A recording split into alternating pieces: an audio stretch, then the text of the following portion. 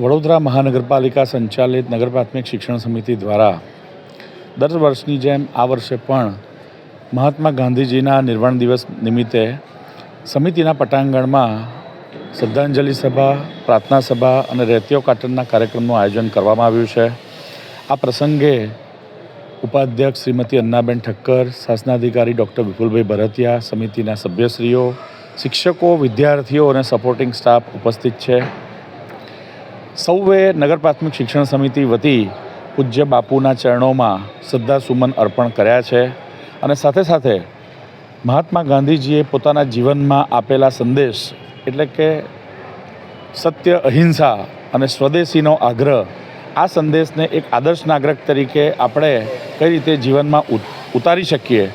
અને એક આદર્શ નાગરિક તરીકેનું આચરણ કર્યા બાદ સમાજને કે દેશને કયા પ્રકારે આપણે લાભાન્વિત કરી શકીએ, એ જ આજના આ દિવસનો સંકલ્પ હોઈ શકે, જે અમે સૌએ સાથે મળીને કર્યો છે.